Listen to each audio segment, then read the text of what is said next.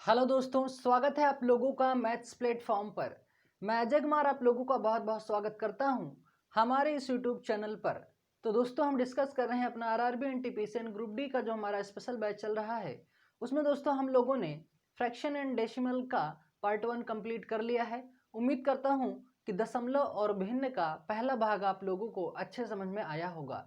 और अगर नहीं समझ में आया तो लिंक डिस्क्रिप्शन में दे दिया गया है, आप वहां से डायरेक्ट वीडियो को वॉच करके अपनी बात को क्लियर कर सकते हैं, समझ सकते हैं।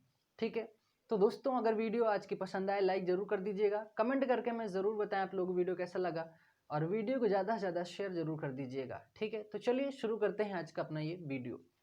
तो दोस्तों जैसा कि दशमलव और भिन्न के पहले भाग में हम लोगों ने सभी के बारे में इंट्रोडक्शन सीखा था, उम्मीद करूंगा वो समझ में आया होगा। जैसा कि दशमलव किसे कहते हैं, भिन्न किसे कहते हैं, दशमलव को पॉइंट से डिनोट करते हैं, प्रदर्शित करते हैं, रिप्रेजेंट करते हैं, और भिन्न को बटे के फॉर्मेट में यानी अंश और हर के रूप में जो लिखा जाता है वही क्या होती है, भिन्न होती है। ठीक है, तो दोस्तों दशमलव में हम लोगों ने सीखा शांत दशमलव, अशांत दशमलव, और अशांत दशमलव के भी दो भाग हमने पढ़ा। उसको बोलते हैं, पहले को अशांत अनावृत दशमलव और दूसरे को बोलते हैं अशांत अनावृत दशमलव। ठीक है, सबके बारे में मैंने वहां पे डेफिनेशन पूरा क्लियर करवा दिया है, एग्जाम्पल लेके मैंने अच्छे से बताया कि शांत दशमलव क्या होता है, अशांत दशमलव क्या होता है, या शांत आवृत दशमलव किसे कहते हैं, या अशांत अनावृत दशमलव किसे कहते हैं। ये सभी मैंने एग्जाम्पल देके बहुत अच्छे से क्लियर करवाया है इसके पहले भाग में। भिन्न के बारे में मैंने बताया, भिन्न क्या होता है, किस प्रकार कितने प्रकार की भिन्न होती हैं। तो दोस्तों उचित भिन्न, अनुचित भिन्न, इकाई भिन्न, ठीक है, समान हर भिन्न, असमान हर भिन्न, मिश्र भिन्न, ये सारी चीजें क्या होती हैं मैंने बहुत अच्छे से पहले पार्ट में इसके क्लियर करवा दिया है। उम्मीद करूंगा आपको समझ में आया होगा। या जो साथी हमारे पहली बार वीडियो किसको देख रहे हैं दोस्तों, दशमलव और भिन्न का पहला पार्ट देखेंगे तो ये आज का जो हमारा वीडियो होगा वो बहुत अच्छे से समझ में आएगा और आप लोग उसको कर पाएंगे। ठीक है, तो दोस्तों उस पहले पार्ट में हम लोगों ने उसका इंट्रोडक्शन लिया था, सीखा वहां पे अच्छे से। अब दोस्तों यहाँ पे इस वाले वीडियो में दोस्तों हम उन सभी पे हम क्वेश्चन करेंगे। ठीक है, तो चलिए आज का हमारा पहला क्वेश्चन हमारे सामने। क्वेश्चन क्या लिखा हुआ है, 3/5, 9/11, 11/13, 19/21, और लिखा हुआ है अगला 29/31 में सबसे छोटी भिन्न क्या होगी। ठीक है, अब यहाँ से दोस्तों आपको बताना है कि इसमें से ये भिन्न है, क्योंकि जो अंश और हर के रूप में लिखा जाता है यानी जो बटे के फॉर्मेट में लिखा जाता है वही क्या होता है, हमारा भिन्न होता है। ठीक है, तो दोस्तों इन्हीं भिन्नों में से जो सबसे छोटी भिन्न है वो हमें यहाँ से ज्ञात करना है। ठीक है, तो दोस्तों यहाँ पे ध्यान से देखिएगा, सबसे पहले आपके सामने भिन्न क्या है, देखो ये 3 से 5 हो रहा है, अंतर कितने का आ रहा है, 2 का आ रहा है। 9 से 11 हो रहा है, अंतर 2 का आ रहा है। 11 से 13 हो रहा है, अंतर 2 का आ रहा है। 19 से 21 हो रहा है, 11 से यानी 19 से 21 हो रहा है, अंतर 2 का आ रहा है। और 29 से 31 हो रहा है, अंतर कितने का है, 2 का है। जब दोस्तों अंश और हर में अंतर समान हो, जब, नोट अच्छे से लिख लीजिएगा दोस्तों, ये नोट है, इंपॉर्टेंट है, जब ये समझ में आ जाएगा ना तो आप डायरेक्ट आंसर आप टिक कर सकते हो। एक बार फिर से सुनिएगा, जब अंश और हर के बीच समान अंतर हो तो बड़ी भिन्न कहलाती है और छोटी भिन्न कहलाती है। जैसे मैंने आपसे यहाँ पे क्या कहा है, छोटी भिन्न आपको बताना है, तो सबसे छोटी भिन्न क्या होगी भाई, यहाँ पे सबसे छोटी भिन्न यहाँ पे होगी, सबसे छोटी भिन्न आपको देखो यहाँ पे क्या है, 3/5 है, 9 अब देखो 3, 9, 11, 19, 21 में सबसे बड़ा सबसे छोटा कौन, 3। तो दोस्तों आपका जो भिन्न होगा 3/5 होगा, यही हमारा इस प्रश्न का हमारा क्या होगा, उत्तर होगा। और यहीं पे कहता है अगर सबसे बड़ी भिन्न ज्ञात करो आप, तब आप क्या करते, तब आप करते सबसे बड़ी भिन्न ज्ञात करने के लिए, तो मैंने क्या कहा, जब अंश और हर के बीच समान अंतर चल रहा हो तब छोटी भिन्न होती है और बड़ी भिन्न बड़ी। तो दोस्तों बड़ी भिन्न क्या है यहाँ पे, 29/31, तो ये क्या हो जाएगा, आपकी सबसे बड़ी भिन्न हो जाएगी। तो अगर आपसे ये पूछा होता तो आप ये वाला आंसर बताते, आपसे ये वाला पूछा है आपने इसलिए इसको बताया। तो उम्मीद करूंगा कि आप लोगों को समझ में आ गया होगा। लेकिन अब आप लोग ये सोच रहे होंगे कि सर अगर अंश और हर के बीच असमान अंतर हो तब आप उसको कैसे करेंगे। तो दोस्तों उस बात को भी हम यहाँ पे क्लियर करते हैं, ये स्क्रीनशॉट लो, फिर हम अगले वाले क्वेश्चन में इस बात को अच्छे से क्लियर करते हैं। ठीक है, चलिए। तो दोस्तों आपके सामने ये अगला क्वेश्चन है। ठीक है, अब इस क्वेश्चन में क्या कह रहा है, 2/5, 7/9, 8/11, 9/10, 13/17 में सबसे बड़ी भिन्न है। तो इसमें से दोस्तों हमें ये जो भिन्न आपके सामने दी हुई है, इसमें हमें सबसे बड़ी भिन्न को ज्ञात करना है। ठीक है, तो दोस्तों देखो, मैंने आपसे पहला वाला क्वेश्चन करवाया जब मैंने बोला कि अंश और हर के बीच जब समान अंतर हो तो बड़ी भिन्न कहलाएगी और छोटी भिन्न कहलाएगी। तो सबसे पहले हम वही चेक करते हैं कि क्या अंतर समान आता है और अंश और हर के बीच में। देखो यहाँ से 2 से 5 हुआ, अंतर कितने का? अंतर हुआ 3 का। 7 से 9 हुआ, अंतर 2 का। 8 से 11 हुआ, अंतर 3 का। 9 से 10 हुआ, अंतर 1 का। यानी ये जो अंतर चल रहा है दोस्तों, ये असमान अंतर चल रहा है। तो क्या मैं कह सकता हूं कि बड़ी भिन्न होगी, छोटी भिन्न होगी? नहीं, हम ऐसा बिल्कुल नहीं कह सकते हैं। ठीक है, तो दोस्तों इस क्वेश्चन, जब इस प्रकार का प्रश्न बने तब आप उसको कैसे सॉल्व करेंगे, आइए समझते हैं। तो सबसे पहले देखो, 3 तरीके से इसको सॉल्व कर सकते हैं। एक तो हम एलसीएम विधि से सॉल्व कर सकते हैं, यानी सबका एलसीएम लेके सॉल्व करेंगे। ठीक है, उसमें ज़्यादा टाइम लग जाएगा। एक क्रॉस मल्टीपल करेंगे, जो आएगा फिर यहाँ से यहाँ करेंगे, फिर जो आएगा उसको यहाँ से करेंगे, तो उसमें लग जाएगा ज़्यादा टाइम और कैलकुलेशन भी गलत हो सकती है। लेकिन जो मैं यहाँ पे तरीका क्लियर करवाने जा रहा हूँ दोस्तों, वहाँ पे गलत होने का 1% चांस नहीं है। ठीक है, तो आइए उस बात को हम समझते हैं अच्छे से। क्या लिखा हुआ है?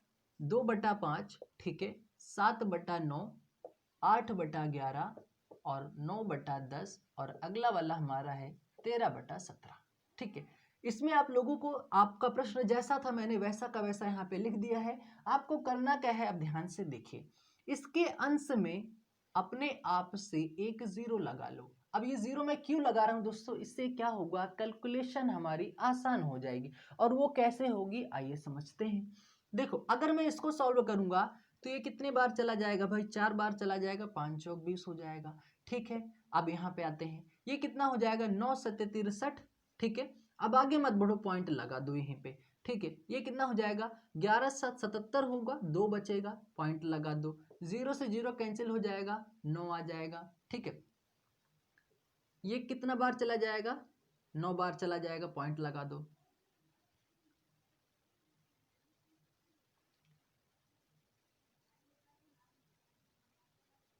ये जाएगा दोस्तों, कितनी बार चला जाएगा? 17 8 136 हो जाएगा। 17 छक्के 102, 17 सत्ते 119 होगा। 7 बार ये भी जाएगा।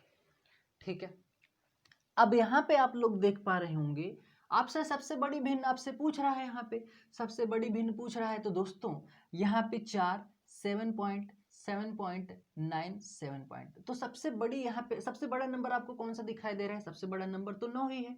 ठीक है, तो आप यहाँ पे डायरेक्ट क्या बताओगे? सबसे बड़ी भिन्न क्या होगी आपकी यहाँ पे? 9/10, और यही आपका क्या हो जाएगा? आंसर हो जाएगा। अगर यहाँ पे सबसे छोटी भिन्न के बारे में पूछा होता, सबसे छोटी भिन्न, तब आप क्या बताते? यहाँ पे सबसे छोटा कौन है? 4 है, तो आप यहाँ बताते क्या है? 2/5 आप बताते। कितना बताते? 2/5 बताते। तो ये हमारा क्या हो जाता? आंसर हो जाता। ठीक है, तो उम्मीद करूंगा कि अगर आपके सामने अगर असमान अंतर दिखे अंश और हर के बीच में, तो आप ये वाला तरीका अप्लाई करके आसानी से क्वेश्चन को सॉल्व कर सकते हैं। ठीक है, और जब समान अंतर दिखे तो वो तो सबसे आसान है। सबसे बड़ी भिन्न होगी, और सबसे छोटी भिन्न कहलाएगी। ठीक है, चलिए आगे चलते हैं।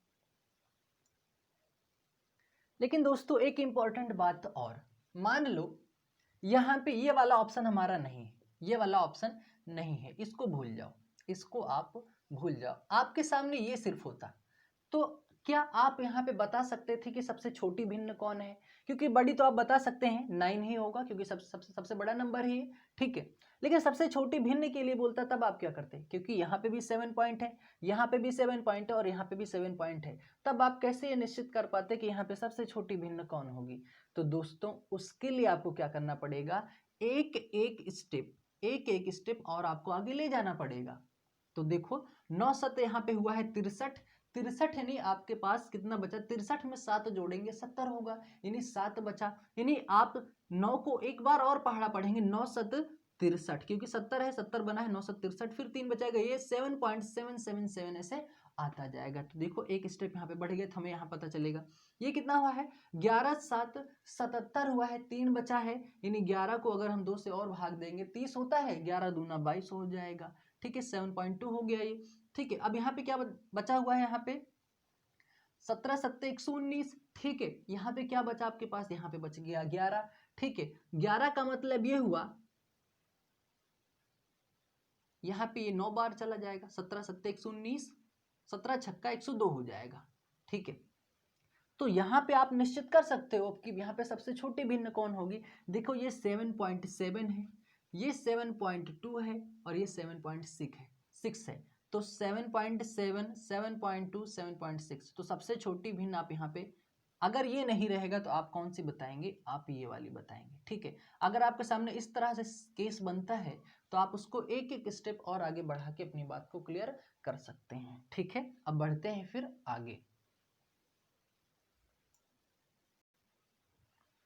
तो दोस्तों अगला क्वेश्चन हमारे सामने ये है, ये 2 क्वेश्चन है दोस्तों, अब हमें इसको सॉल्व करना है। ठीक है, जैसा कि मैंने पहले वाले वीडियो में इस टाइप का प्रश्न करवा दिया है, लेकिन एक बार हम यहाँ से फिर से क्लियर करते हैं। ठीक है, तो आपके सामने लिखा क्या हुआ है, 33.333 प्लस 3.3333 प्लस 033.330।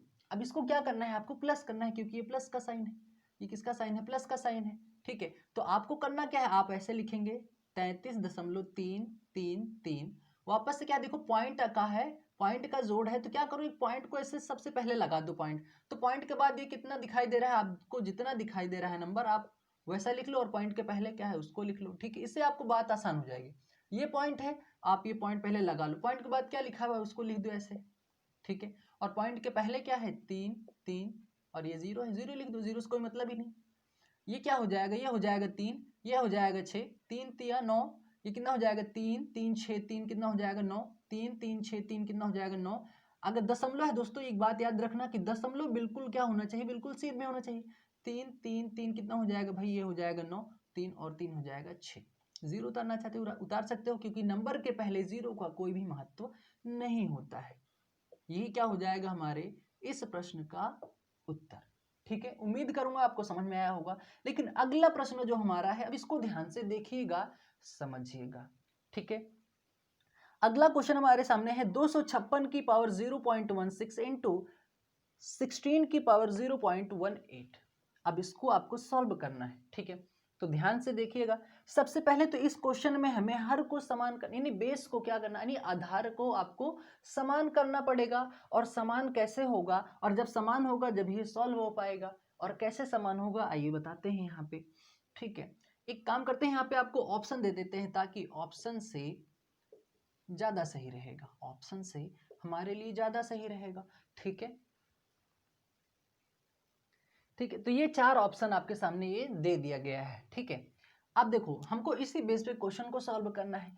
तो देखो सबसे पहले 256 और 16 के बीच क्या कोई समझ में आ रहा है दोस्तों, यहाँ पे रिलेशन समझ में आ रहा है।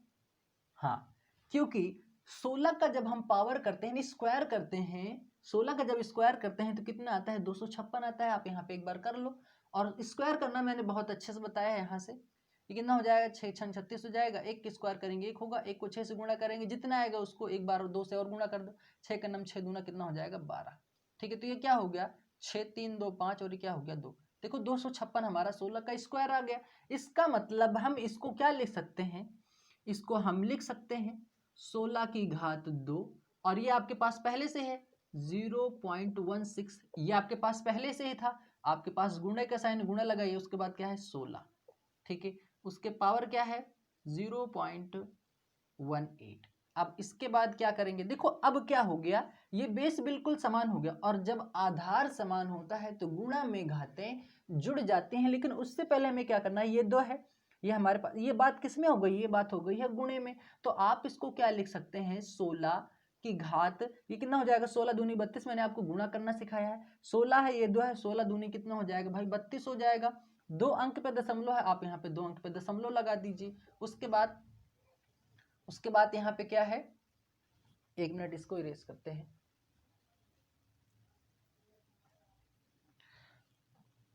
चल उसके बाद ये 16 है, आप यहाँ पे 16 लिखिए और यहाँ पे क्या है 0.18। ठीक है, तो इतनी बात समझ में आ गई होगी। देखो बेस ये समान हो गया। अब हमारे पास इधर मल्टीपल का भी सीन था, वो भी मैंने खत्म कर दिया। अब क्या होगा, जब आधार समान होता है तो गुणा में घातें जुड़ जाती हैं, गुणा में घातें जुड़ जाती हैं। तो ये क्या होगा 16, और इसको जब हम जोड़ेंगे दोस्तों तो कितना हो जाएगा, ये हो जाएगा भाई 50। ये कितना हो जाएगा 50 हो जाएगा।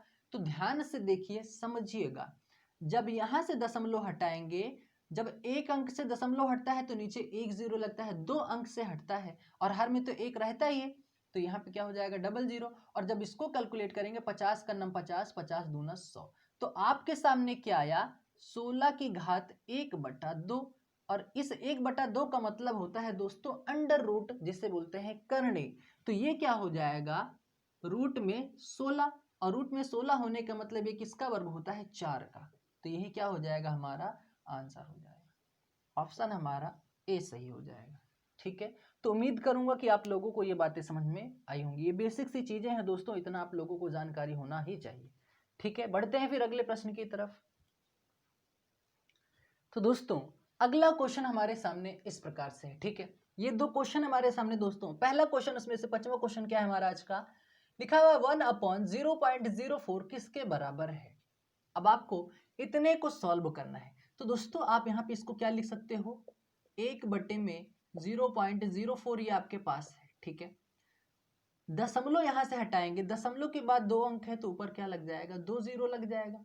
ठीक है, जब ऊपर से या नीचे से कहीं से भी अगर जितने अंकों पे दशमलव हटता है, जैसे ऊपर से हटा, अगर ऊपर से एक अंक पे दशमलव हट रहा है तो नीचे एक अंक एक जीरो लगेगा। यदि अगर नीचे से एक दशमलव पे अंक हट रहा है तो ऊपर एक जीरो लगेगा। ठीक है, ये प्रोसेस अप्लाई होता है। तो जब यहाँ दशमलव के बाद दो अंक पे हट रहा है दशमलव, तो दोस्तों ऊपर 2 जीरो लगेगा। और इसका मतलब ये हुआ कि 100/4, और 100/4 का मतलब होता है 25, यानी ये जो संख्या है ये 25 के बराबर है। ठीक है, यानी आप चाहे 25 लिख लो या 1/0.04 लिख सकते हो। ठीक है, आंसर हमारा क्या बनेगा 25। अगला क्वेश्चन हमारे सामने है, किसी संख्या को 0.022 से गुणा किया जाए ताकि गुणनफल 66 प्राप्त हो। तो किसी संख्या को, ऐसी चार ऑप्शन में से ऐसी कौन सी संख्या होगी जिसको 0.022 से गुणा करने पर गुणनफल हमारा कितना प्राप्त होना चाहिए 66 प्राप्त होना चाहिए। तो आइए समझते हैं। किसी संख्या को, वो हमें संख्या नहीं पता है तो उसको हम मान लेते हैं n से, यानी नंबर।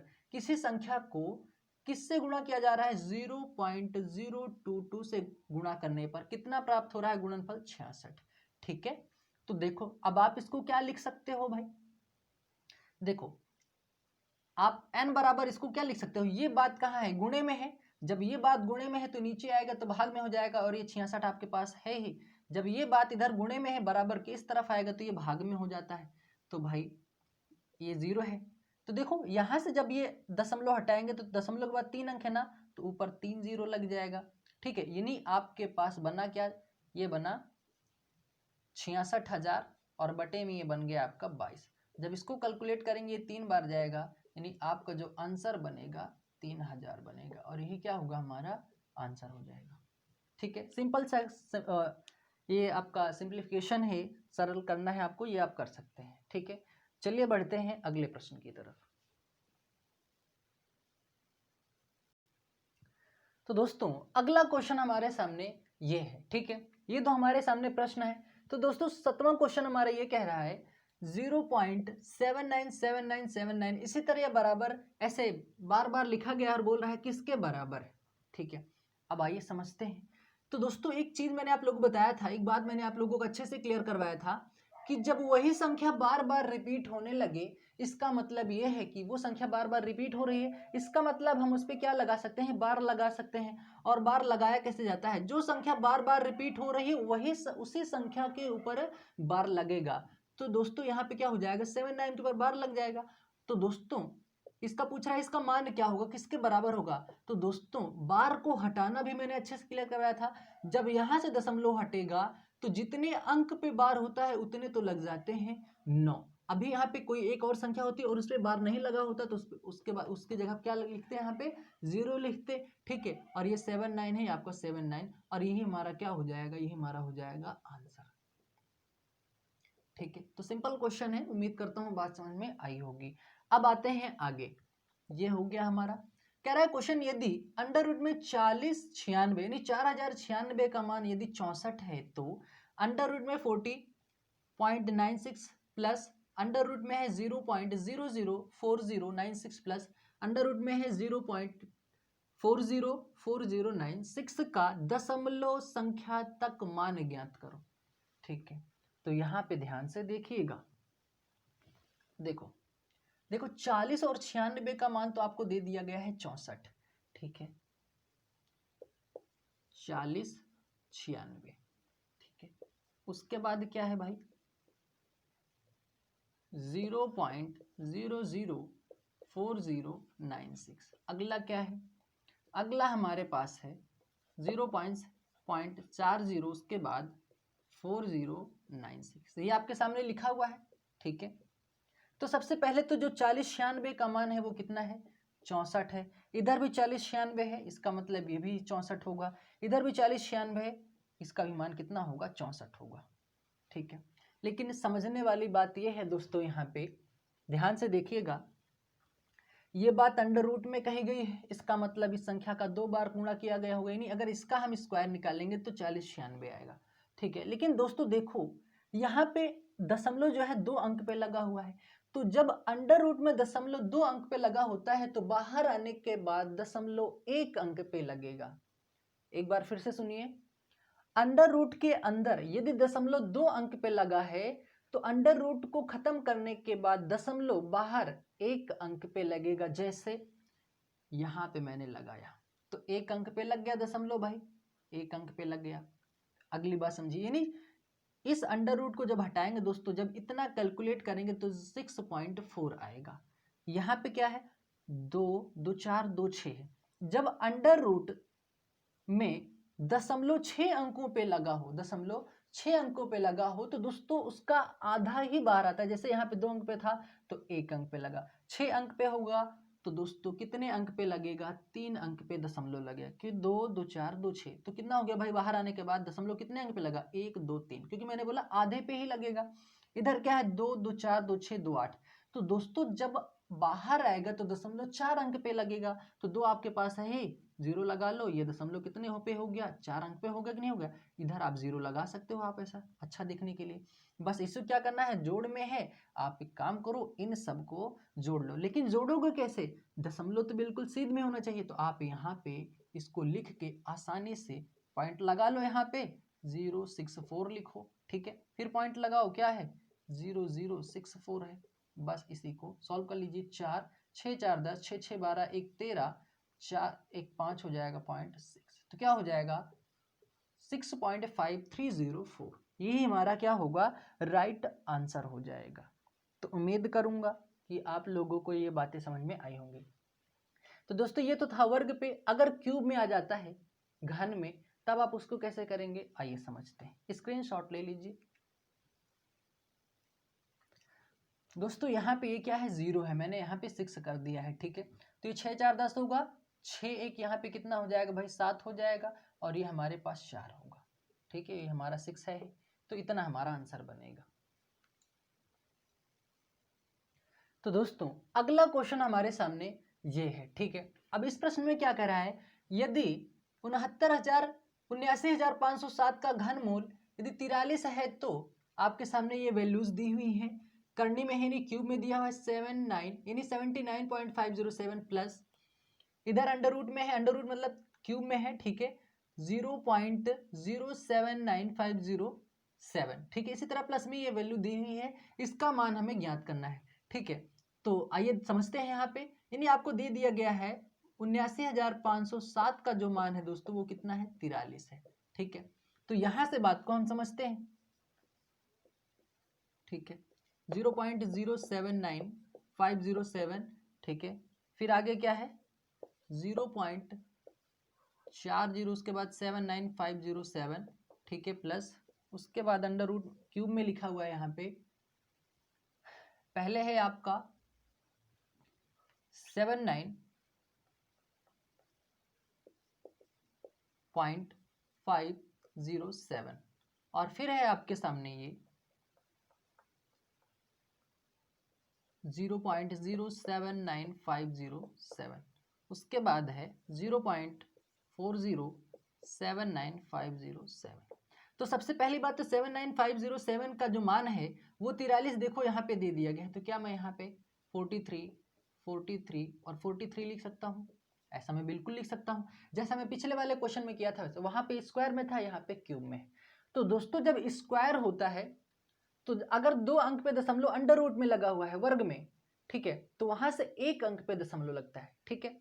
लेकिन यहाँ पे आपको करना क्या है, जब यहाँ से 3 अंक पे दशमलव लगा होगा अंडर रूट में, तो बाहर 1 अंक पे लगेगा। यानी वहां पे जब 2 था, यानी स्क्वायर में स्क्वायर मतलब 2, ठीक है, और क्यूब का मतलब 3, ठीक है। तो दोस्तों जब स्क्वायर पढ़ रहे थे 2 में, तो बाहर 1 अंक पे लगता था, 1 अंक पे, ठीक है। और जब क्यूब पढ़ रहे हैं तो यहाँ पे क्या लगेगा, 2 अंक पे दशमलव लगेगा, ठीक है। अब आइए समझते हैं, मतलब क्यूब पढ़ रहे हैं तो यहाँ से 3 जब 3 अंक पे रहेगा तो बाहर 1 अंक पे लगेगा। जैसे यहाँ पे 79.507 है, यानी 3 अंक पे देखो दशमलव लगा है ना, तो बाहर यहाँ पे क्या लग जाएगा, 1 अंक पे लगेगा। 2 2 4 2 6 अंक पे दशमलव लगा है, तो यहाँ पे बाहर आने के बाद 2 अंक पे दशमलव लगेगा। अंदर जो है कितना है, 2 2 4 2 6 2 8 1 9 पे है, तो बाहर कितने अंकों पे लगेगा, 3 पे लगेगा, क्योंकि जोड़े में हम बात करेंगे, ठीक है। और यहाँ पे बात हो रही है क्यूब की, तो हम 3 3 का हम देखेंगे अंतर।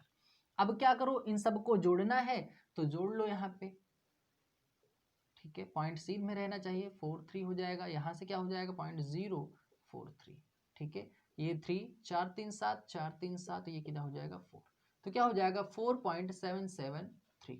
ये हमारा क्या होगा, आंसर होगा। तो उम्मीद करूंगा बात समझ में आ गई होगी। स्क्रीनशॉट लो, फिर बढ़ते हैं आगे। चलिए, तो दोस्तों अगला क्वेश्चन हमारे सामने ये है, ठीक है। इस क्वेश्चन में क्या कह रहा है, ध्यान से देखिएगा। लिखा हुआ है 0.21 इंटू 0.21 इंटू 0.21 प्लस 0.21, वही आपका 3 बार गुणा किया गया है। सेम उसी तरह नीचे है 0.63 3 बार गुणा किया गया है, प्लस है 0.63 का 3 बार गुणा किया गया है, ठीक है। अब आइए यहाँ पे बात को समझते हैं। क्या मैं 0.21 को उसका क्यूब कर सकता हूँ, क्योंकि 3 बार गुणा हुआ है, 3 बार कर देंगे। और इधर भी 3 बार गुणा किया गया है, तो इसलिए इसको भी क्यूब कर देंगे, ठीक है। और यहाँ पे क्या हो जाएगा, 0.63 का भी क्यूब कर सकते हैं, क्योंकि 3 बार गुणा हुआ है, क्यूब कर सकते हैं। और यहाँ पे 0.63 का क्यूब हुआ है, तो इसको 3 बार गुणा हुआ है, तो इसको भी इस तरह लिख सकते हैं, ठीक है। अब यहाँ से समझिएगा, तो यहाँ से क्या होगा, जब ये समान दिखाई दे रहा है तो क्या मैं इसको कॉमन ले सकता हूँ, ठीक है। इसको मैं कॉमन बिल्कुल ले सकता हूँ। तो क्या हो जाएगा, जब इसको मैं कॉमन लूंगा तो यहाँ से 0.21 का जब क्यूब लूंगा दोस्तों, तो यहाँ पे क्या हो जाएगा, 0.21 मैंने क्यूब ले लिया, ठीक है। तो यहाँ से दोस्तों आपके पास क्या बचेगा, 1 + 1, ठीक है। और यहाँ से जब इसको लूंगा दोस्तों 0.63, तो यहाँ पे क्या हो जाएगा 0.63। जब यहाँ से क्यूब लूंगा दोस्तों, तो यहाँ पे क्या बच जाएगा, यहाँ पे भी जब इसको मैंने कॉमन ले लिया इन दोनों को, तो यहाँ पे भी 1 बचा, यहाँ पे 1, तो इसको मैं क्या ले सकता हूँ, 1 + 1। तो ये क्या हो जाएगा, वैल्यू कैंसिल हो जाएगी, ठीक है। तो आपके पास क्या बचा 0.21, और यहाँ पे क्या बचा 0.63। 2 अंक पे दशमलव है ऊपर नीचे, तो उसको काट देंगे, तो क्या हो जाएगा 21 × 21 और 21 × 3 = 63 होगा। तो आपके पास आंसर क्या बचेगा, 1/3, ठीक है। तो उम्मीद करूंगा बात समझ में आ गई होगी। बढ़ते हैं आगे। लेकिन दोस्तों यहाँ पे हम लोगों ने क्यूब कॉमन लिया है ना, क्यूब, तो दोस्तों यहाँ पे क्यूब लगाएंगे, यहाँ पे क्या लगाएंगे, क्यूब लगाएंगे। तो यहाँ पे हमारा जो आंसर बनेगा, थोड़ा ध्यान से देखिएगा, 1/3 हमारा आंसर नहीं होगा। देखो ये तो वैल्यू कैंसिल हो जाएगी, तो इसको हम क्या लिख सकते हैं वापस से, 0.21 इंटू 0.21 इंटू 0.21, ठीक है। और यहाँ से आप इसको क्या लिख सकते हो, 0.63 इंटू 0.63 इंटू 0.63, ठीक है। वैसे आप डायरेक्ट यहाँ से भी कैलकुलेट कर सकते थे, लेकिन आपको ये बात समझना जरूरी है, कंफ्यूजन नहीं होना चाहिए। तो देखो 2 अंक पे यहाँ पे भी है, 2 अंक पे यहाँ है, 2 अंक पे ऊपर भी वही है, तो क्या मैं इसको कैंसिल कर सकता हूँ ऊपर नीचे से, ठीक है। अब देखो ये क्या हो जाएगा, 21 × 21 21 × 21 21 × 21, ये 3, ये भी 3 बार जाएगा, ये भी 3 बार, तो ऊपर का तो 1 ही हो जाएगा, और नीचे का 3 3 होती है, कितना हो जाएगा 27। तो आपका आंसर क्या बनेगा, 1/27, यही हमारा क्या होगा, राइट आंसर होगा। और यहाँ से भी अगर आप करना चाहते तो फिर यहाँ पे आप कंफ्यूज हो जाते कैसे हो गया, ठीक है। चलिए तो दोस्तों अगला प्रश्न हमारे सामने ये है, ठीक है। क्वेश्चन क्या कर रहा है, भिन्न 4/7 को कौन सा भाग उसी में जोड़ा जाए कि योग 1 सही 1/14 प्राप्त हो, ठीक है। अब आइए समझते हैं क्या कर रहा है, भिन्न 4/7 को कौन सा भाग उसी में जोड़ा जाए, यानी इसी में जोड़ा जाए। तो दोस्तों मान लो मैं कौन सा भाग उसी में जोड़ा जाए, तो मान लो मैं n जोड़ देता हूं, तो क्या प्राप्त होना चाहिए, योग यानी इन दोनों का योग क्या प्राप्त होना चाहिए, 1 सही 1/14, यानी 1 सही 1/14। तो दोस्तों 1 सही 1/14 को आप क्या लिख सकते हैं, चलो यहाँ पे कर लेते हैं, 4/7 प्लस n बराबर में 14 का नाम 14, 1 15 हो जाएगा। ये आपको पता होगा, सिंप्लीफिकेशन में बताया है मैंने। 15/1 कितना हो जाएगा भाई, 14। तो यहाँ से क्या होगा, n बराबर हो जाएगा, ये प्लस का है बराबर के इस तरफ आएगा तो कितना हो जाएगा भाई, माइनस में हो जाएगा 4/7, 4/7 माइनस में हो जाएगा। तो 14 और 7 का जब एलसीएम लेंगे दोस्तों बनेगा 14, ठीक है। 14 से 14 कैंसिल होगा, ठीक है, 15 हो जाएगा। 7 दूना 14, 2 बार गया, 2 चौक कितना हो जाएगा भाई, 8 हो जाएगा। तो जब इसको कैलकुलेट करेंगे 7 यदि 15 में से 8 घटाएंगे 7 आएगा, बटे में 14 है, 7 का नम 7 और 7 दूना 14, आंसर आपका क्या बनेगा, 1/2, ठीक है। तो उम्मीद करूंगा कि ये आप लोगों को समझ में आ गया होगा। बढ़ते हैं फिर आगे, चलिए। तो दोस्तों अगला क्वेश्चन हमारे सामने ये है। क्वेश्चन क्या कह रहा है, कितने 1/6 मिलकर 41 सही 2/3 के बराबर होते हैं, ठीक है। तो यहाँ पे दोस्तों ध्यान से समझिए, पहले एक एग्जांपल मैं यहाँ पे क्लियर करता हूँ। जिससे मान लो 12/6, अगर आपसे पूछा जाए कि यहाँ पे 6 को कितनी बार जोड़ा गया होगा कि 12 आया होगा, तो आप सिंपल उसको उसी से भाग दे के आप पता कर सकते हो कि 6 जो है दोस्तों 2 बार जोड़ा गया होगा, ठीक है। अब यहाँ पे अगर मैं ले लूँ 12 और आपसे पूछ लिया जाए कि 3 कितनी बार जोड़ा गया होगा, तो आप क्या करोगे कि 12 को उसी से भाग दे करके आप पता कर लोगे। इसका मतलब आप यहाँ से बता सकते हो कि 4 बार जोड़ा गया होगा 3 को। अगर मैं 16 को लेता हूँ, 16 को मैं यहाँ से 2 से डिवाइड करता हूँ और आपसे पूछा जाए कि 2 को कितनी बार जोड़ा गया होगा कि 16 आया होगा, तो आप क्या करोगे, उसको उसी से भाग दे करके आप पता कर सकते हो कि 2 8 बार जोड़ा गया होगा। बात समझ में आई। उसी तरह यहाँ पे है कि कितने 1/6 मिलकर 41 सही 2/3 के बराबर होते हैं। तो दोस्तों एक काम करो, 41 सही 2/3 को उसी से भाग दे करके पता कर लो। उसी से मतलब 1/6 मिलकर, तो 1/6 आप लिखेंगे। तो बराबर में क्या हो जाएगा, 3 का नम 3 होगा, 3 चौक 12 होगा, प्लस 2 होगा, यानी 2 जोड़ेंगे तो कितना हो जाएगा 125। तो आप यहाँ पे डायरेक्ट 125 लिख लो। 125 बटे में ये 3 है, 3 हो जाएगा, ये 1/6 आपके पास है। तो ये दोस्तों सबसे नीचे वाला दोस्तों सबसे ऊपर चला जाता है और बीच का बीच में रह जाता है। मतलब समझो 125 गुणे 6 और बटे में क्या हो जाएगा 3 गुणे 1, तो क्या हो जाएगा 3 दूना 6, 125 का डबल करेंगे 250। तो ये क्या होगा, हमारा आंसर होगा। तो दोस्तों कितने 1/6 मिलकर इतने होंगे, तो 250 1/6 मिलकर के 41 सही 2/3 बनाए हुए होंगे, ठीक है। तो बढ़ते हैं फिर अगले प्रश्न की तरफ, चलिए। तो दोस्तों अगला क्वेश्चन हमारे सामने ये है। ये आपके सामने दोस्तों मिश्र भिन्न दिया गया है और उसी का आपसे क्या पूछ रहा है, आपसे योग पूछ रहा है। क्या पूछ रहा है, आपसे योग पूछ रहा है। तो दोस्तों आपको इसको जोड़ना है। आप इसको जोड़ेंगे कैसे, आप ध्यान से देखिएगा। अब आप इसको ऐसा नहीं करेंगे 2 एकम 2 में एक जोड़ेंगे 3, 3/2, 11 दूना 22 1 23/2, फिर यहाँ से इसको जोड़ेंगे, फिर उसको बटे में लिखेंगे। ऐसा आपको नहीं करना है, ध्यान से देखिए। सबसे पहले जो आपका नंबर है उसको आप अलग जोड़ लो, ठीक है। ये जो मैं जिस पे सर्कल बना रहा हूँ उसको अलग लिखो। यानी आप कैसे लिखो, 1, फिर आपके पास 11 है, फिर आपके पास 111 है, फिर आपके पास 1111 है। आप इसको अलग जोड़ो, कितना हो जाएगा, 4 3 2 1, यानी 1234 आएगा। फिर जो आपका बटे वाला फॉर्मेट में है आप उसको अलग जोड़ लो, ठीक है। ध्यान से देखिएगा अच्छे से। ये हो गया। जब आप इसको जोड़ोगे, हर समान है, हर तो वही हो जाएगा, ठीक है। जो हर रहता है अगर समान है तो वही का वही लिखा जाता है। ऊपर क्या होगा, ऊपर वाली संख्या जुड़ जाती है, 1 2 3 4, ये हो जाएगा 4। जब कैलकुलेट करेंगे तो कितना आएगा, 2 आएगा और इसी में आपको 2 जोड़ देना, कितना हो जाएगा 1234 में जो 2 जोड़ेंगे 1236 हो जाएगा। और ये क्या होगा हमारा, यही हमारा हो जाएगा आंसर। तो उम्मीद करूंगा कि आप लोगों को बात समझ में आ गई होगी, ठीक है। तो दोस्तों ये था आज का हमारा इंपॉर्टेंट वीडियो। उम्मीद करूंगा आप लोगों को समझ में आया होगा, ठीक है। तो मिलते हैं फिर अगले वीडियो में, तब तक के लिए थैंक यू, जय हिंद।